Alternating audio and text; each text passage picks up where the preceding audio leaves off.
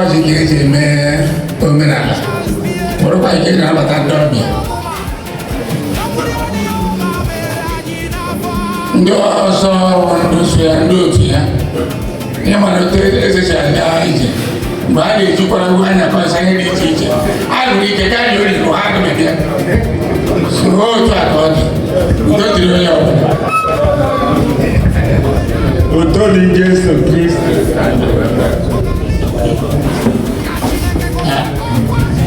Akokwa diene, Ezaga diene, Akokwa diene, bụrụ, Ezaga diene. Ide atọkwa esi ụlọ. Onye nọ? Ụlọ ahụ n'ọjị. Ọsụ ọya. Igwe. Ije. Ndị mkpụrụ niile na ọga anyị nwere n'ọjị ọkpụ hụrụ ya chief eziokwu achịghị obodo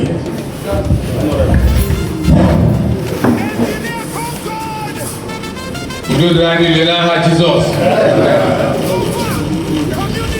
ndị nwoke nọ ebe a anyị enwela n'ọjị Ezedike emere ọjị nke ya nke ahụ nke ndị nwoke wutekwara ya na mmanya dị n'ala Ezedike na onwe ya wutekwara ọjị a nke mmanya nke dịkwa n'ala ndị nwoke ọ na-ahụrụ ọjị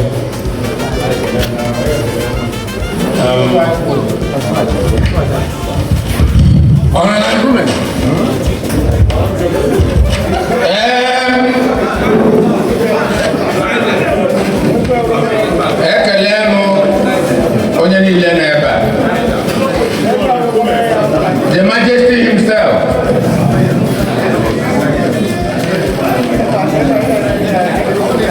nkume na-ekele onye ọbụla.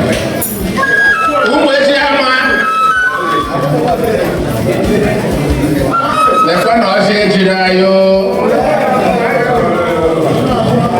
ọ ga-adịrị na anyị niile mma ka ọ chịkachịgakwa ebe o si pụta. Ọ bụ n'aha Jizọs. Ikerikwu nke dị n'ọbara Jizọs. Ya mere onye nwe anyị Chineke anyị ekele gị. Anyị kara kele gị na ndị nye na anyị n'otu n'otu anyị na-enye gị ekele. Onye nwe anyị na-aga oyi n'ụbọchị taa. Ije mee omenala akpọ ji. Azụ isi nwa nọ n'ala Akokwa. Anyị na-eme ya anya ọbụghị taa ka anyị memere ya. Nna nna anyị ha memere iwu ya wee ruo anyị aka. Ka anyị na-eme ya ọ gaghị egbu anyị n'aha anyị na-arịọ gị onye nwe anyị Chineke. Lekwa ọha na eze bịara iche a. Ukwu onye ọbụla jiri gị nke ọma ka ọ ga-ejiga ala n'aha Jizọs. Ndị ọma ga-eji unu ihe ọjọọ kwa ụnụ akwa. Egbe bere ugo bere nkesi ibe ya ibe na nkukwu ahịa. Anyị ga-anọ asa okwu na abụọ na-enweghị aka kpọọ ya n'okwu. Ma igbuo nga ọrụ mma were ngọgụ. Chineke onye oke na anyị na-akpọkwu. Lekwa ọjọọ echere anyị n'ihu.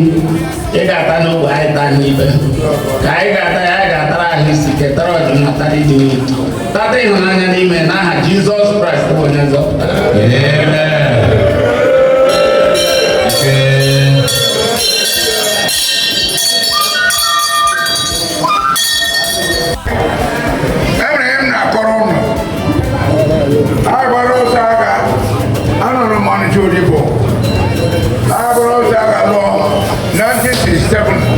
October 6.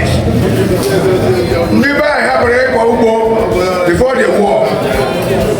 Na a na-ebutere anyị akpụ from Delta State, mgbe ahụba Delta State. Ọnwụ na-eme ha gara ebute ya na-akọ ọkụkọ rifọ, a na-adọba anyị na nkata na nkata. Ndị be anyị dị ụzọ hope, emewe onye na-akọ ihe, ma ndị anyị ma nna anyị, a na abroad, onye nọ nwa anyị na abroad ya jekwume nwa anyị na abroad.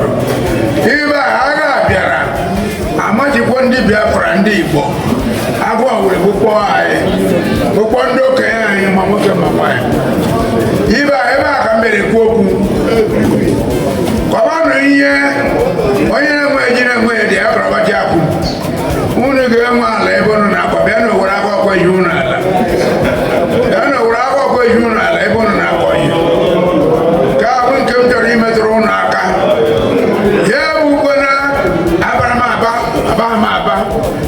Nwa m na abroad onye ike kwa mmemme nke ọzọ bụ na-emetekwa aka ụnụ ma Akokwa na-eto eto obodo na-emepe emepe na-eto eto ụnụ ga-ahụ na mgbaghachi eze na Akokwa abụ na ọ ga-edo odogwana anụ ntị mmepe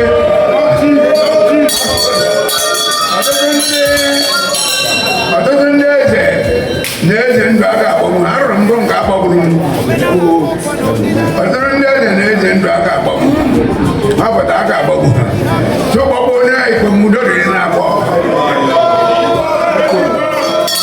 ikpemudo dịrị ha bụ na ọ bụ ụtụtụ ka anyị na-eto ụnụ amụjuna ndị Umuezeaga ana m ekelekwa n'ụnụ ụnụ na-echetara anyị ugbo na-ebi ya ụnụ na-echetara anyị ugbo Chineke gọzie ụnụ